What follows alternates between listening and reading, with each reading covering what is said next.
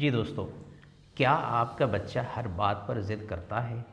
यानी रोना, चीखना, ज़मीन पर लेट जाना और आप जितना समझाते हैं वो उतना ही ज़िद्दी बनता चला जाता है।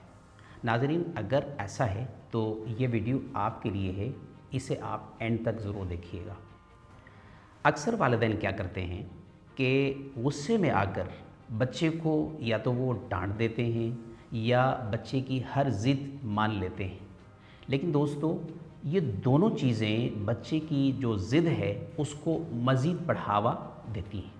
याद रखिए, बच्चा ज़िद के ज़रिए अपनी तरफ ज़्यादा अटेंशन चाहता है या वो ज़्यादा कंट्रोल हासिल करना चाहता है।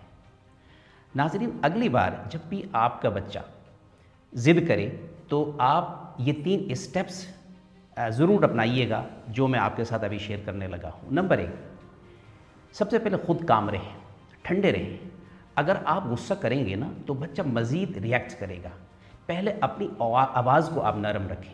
नंबर 2, बच्चे के इमोशन को कोई नाम दें। आप कहें, अच्छा आप अपसेट हैं ना, क्योंकि आपको ये चीज़ चाहिए।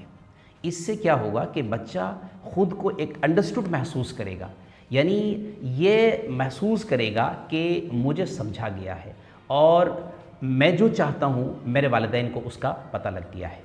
नंबर 3, बच्चे को क्लियर बाउंड्री दें।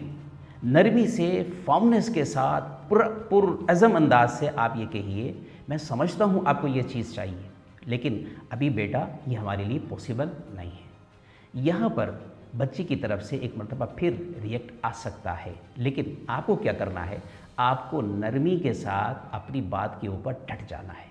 एक बात याद रखिए, पेरेंटिंग के अंदर जो कंसिस्टेंसी है वो उसकी असल रूह है, उसकी असल की है। और दोस्तों, बच्चों की तरबियत सिर्फ उन्हें कंट्रोल करने का नाम नहीं है, सिर्फ उन्हें डांट देने का नाम नहीं है, बल्कि उनके इमोशंस को दुरुस्त तरीके से मैनेज करने का नाम है, उनको दुरुस्त तरीके से गाइड करने का नाम ये तरबियत है।